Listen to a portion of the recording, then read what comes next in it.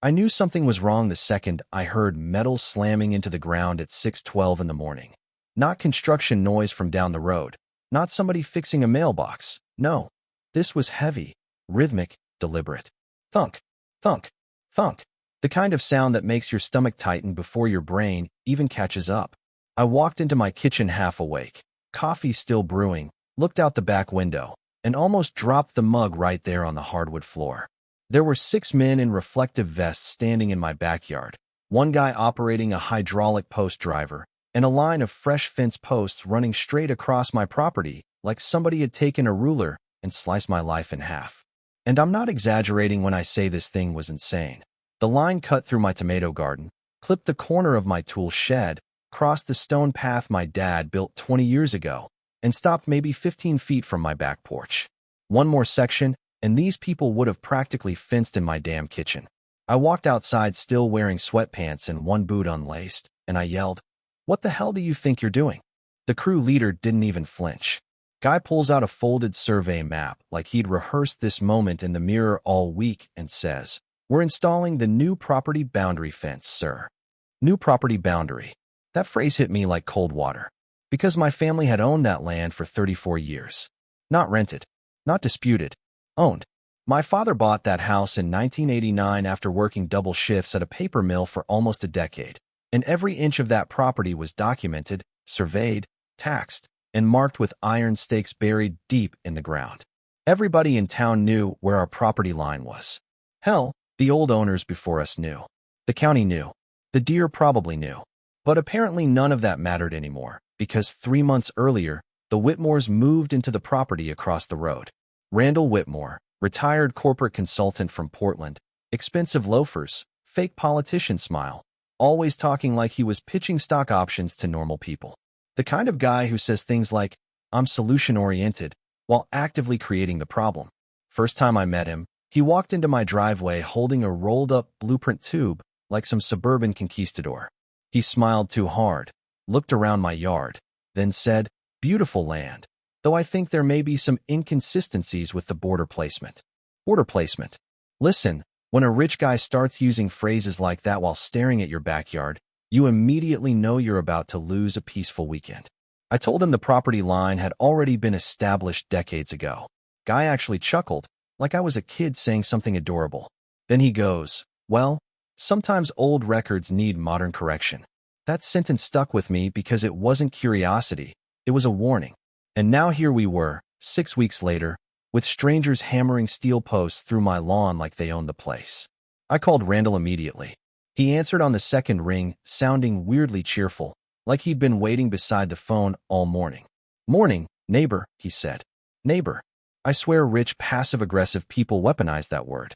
I asked him why there was a construction crew tearing through my backyard, and he goes, calm as can be, "Oh, that. We had the property professionally resurveyed. Turns out the original county survey from the 70s was inaccurate. According to the updated measurements, a significant portion of what you believed was your land is legally ours." I actually laughed for a second because the alternative was punching a tree. Then he dropped the real bomb. "Technically," he said, "part of your rear structure may also extend onto our property." Rear structure. This man was talking about my kitchen like it was a misplaced lawn chair. Then he says, and I will never forget this, but I'm willing to be reasonable. We could discuss a land use lease arrangement. A lease for my own house. That's when I realized this wasn't some misunderstanding between neighbors. This was a calculated land grab by a guy who thought money and paperwork could rewrite reality. And honestly, the scariest part was how confident he sounded. Like he'd already won. Like people like me always fold eventually. I hung up, walked back inside, grabbed every property document I had stuffed in the hallway cabinet, and drove straight to the only person in town mean enough to deal with somebody like Randall Whitmore, attorney Dana Keller. Now before I keep going, let me explain something because this is where a lot of regular homeowners get steamrolled. People hear words like survey dispute or boundary adjustment and immediately panic because it sounds official, expensive, complicated, and guys like Randall absolutely count on that reaction. According to standard procedure, legitimate property line changes do not happen because one wealthy dude hires a private surveyor and suddenly decides your backyard belongs to him. That's not how reality works, no matter how aggressively somebody says the phrase, updated measurements. Real property boundaries are tied to recorded county plats, legal descriptions, historical markers, tax records, easements, all that boring paperwork nobody thinks about until some psycho in loafers tries to annex your garden like he's invading Poland. From a legal perspective, what Randall was doing had all the classic signs of pressure-based intimidation.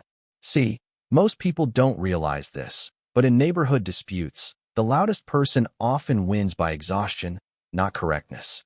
They bury you in legal jargon, create urgency, start construction fast, make you feel isolated. Suddenly you're questioning your own memory while strangers are literally digging holes in your yard.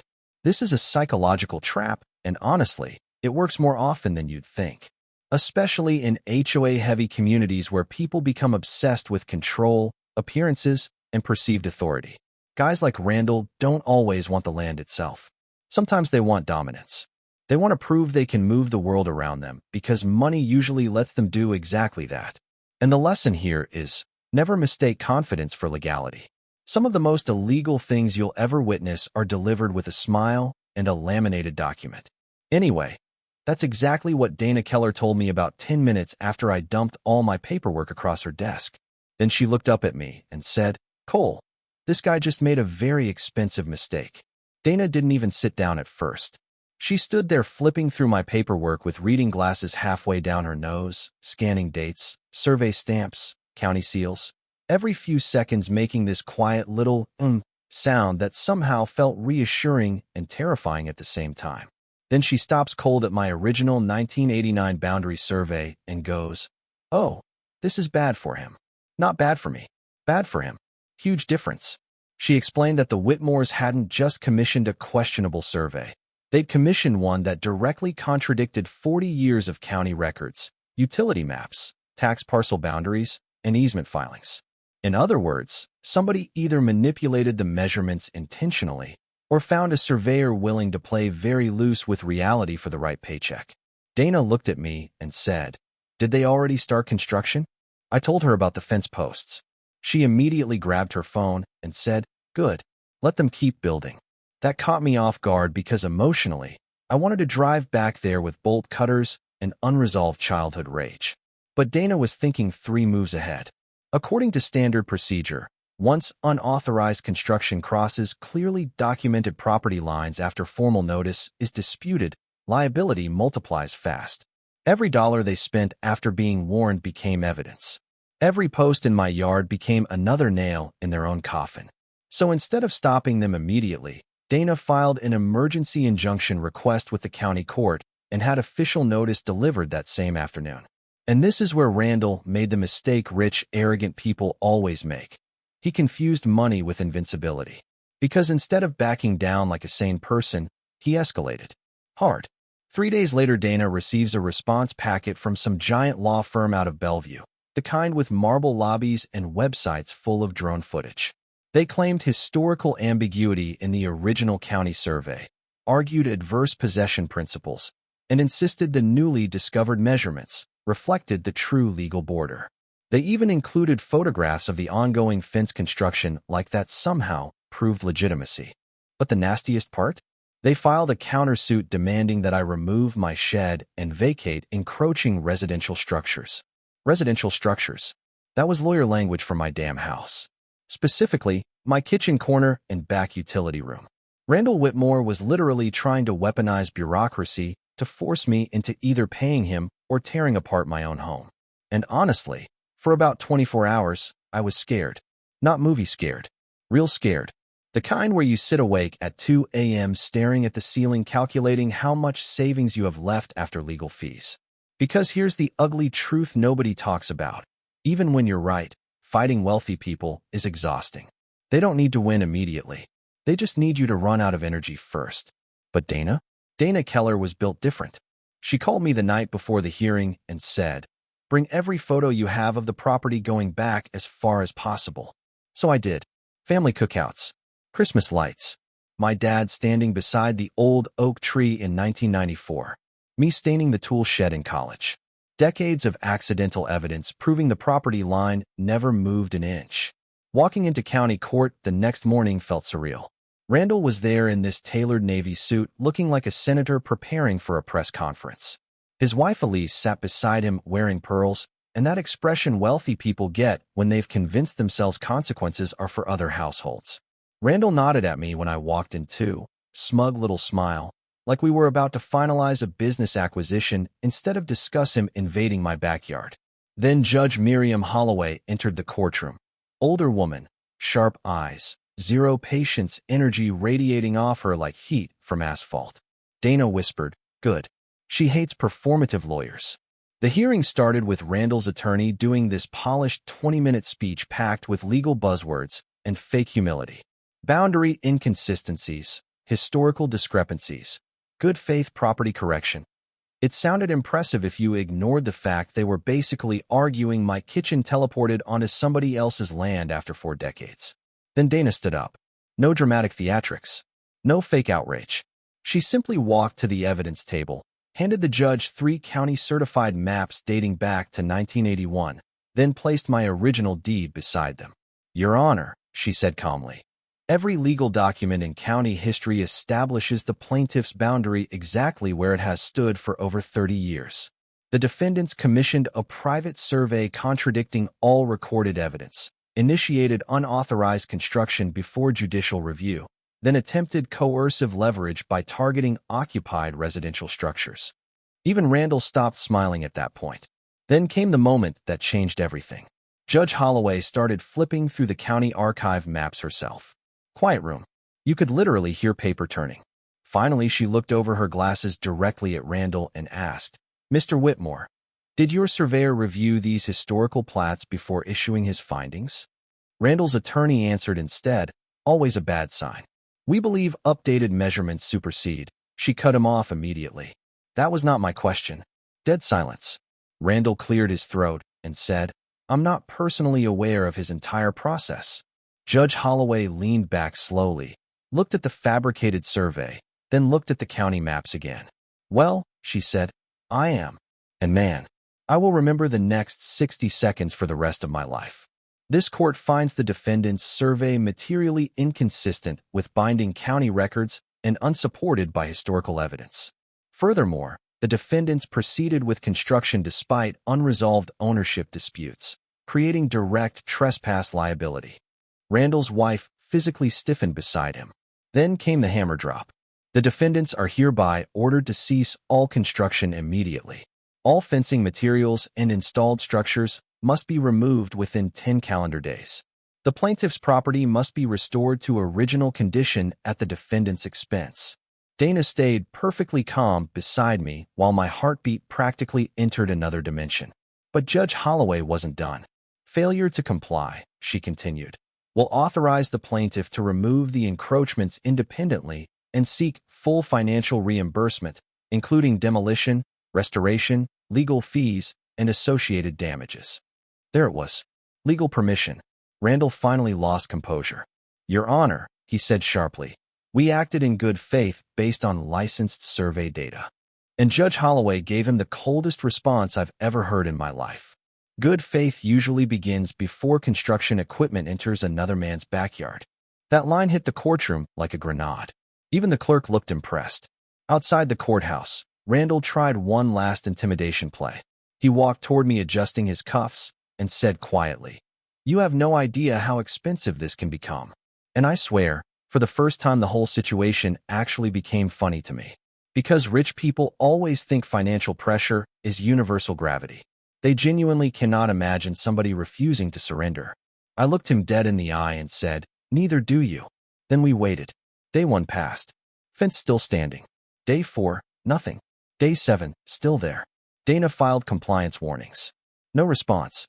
Apparently Randall thought ignoring a court order was some kind of alpha move. Day 10 came and went. Fence untouched. Which brought us to day 11. And honestly, that morning felt like the emotional payoff to every sleepless night I'd had since this mess started. I pulled into my driveway at 8 a.m., and behind me came an entire convoy, Dana's SUV, 2 sheriff deputies, a flatbed truck, a demolition crew, and one very large backhoe that looked eager to participate in felony-level therapy. The workers climbed out carrying sledgehammers, pry bars, chains. Meanwhile, my neighbor Ted across the road was already sitting in a lawn chair, holding coffee like he bought front-row tickets to WrestleMania. Dana handed the deputies the court authorization paperwork while I walked toward the fence. Seeing it up close again honestly irritated me even more. This ugly, expensive monument to entitlement running straight through my property. One worker looked at me and asked, "Where do you want us to start?" I pointed at the first post near the garden and said, "Make it disappear." And buddy, they did. The backhoe ripped the first section out of the ground so violently dirt exploded across the yard. Workers hammered apart connected panels while another crew loaded twisted lumber and metal posts onto the truck like scrap debris. Thud. Crack. SCRECH. Honestly, it sounded beautiful. About 20 minutes into the demolition, a black Mercedes came flying down the roadway too fast and slammed into the driveway. Randall jumped out furious, Elise right behind him practically vibrating with outrage. "What the hell is this?" he yelled. One deputy immediately stepped forward and handed him the court order. Randall barely glanced at it. "You can't destroy private property," he shouted. I actually laughed. Couldn't help it. "Funny," I said. "That's exactly what Dana called your fence." Elise started ranting about emotional distress, while workers behind them continued dismantling thousands of dollars worth of fencing piece by piece. And the best part? Nobody stopped. Because legally, we didn't have to. Randall kept trying to argue with the deputies while the demolition crew tore through the final sections. One worker even asked if I wanted to save any materials. I looked at the pile for a second and said, "Nah, trash is trash." By noon, the entire fence was gone. Every post, every panel, every fake property marker they installed. The yard looked wounded, sure, but it was mine again. Randall stood there watching the last truck haul away the debris with this hollow, stunned expression, like reality itself had personally betrayed him. But the story still wasn't over, because arrogance rarely dies quietly. 2 weeks later, he filed another lawsuit: property destruction, reputational harm, emotional distress, the whole rich guy victim starter pack. Dana practically laughed reading it. And when we got back into Judge Holloway's courtroom, she dismissed nearly all of it within minutes. Then she approved full reimbursement for my legal fees, demolition costs, landscaping repairs, and additional damages caused by unlawful construction delays. Total judgment? $41,612. And here's the beautiful part. None of this happened because Randall made a mistake. It happened because he genuinely believed normal rules stopped applying the moment he decided he deserved more land. That mindset cost him everything. You know what's funny?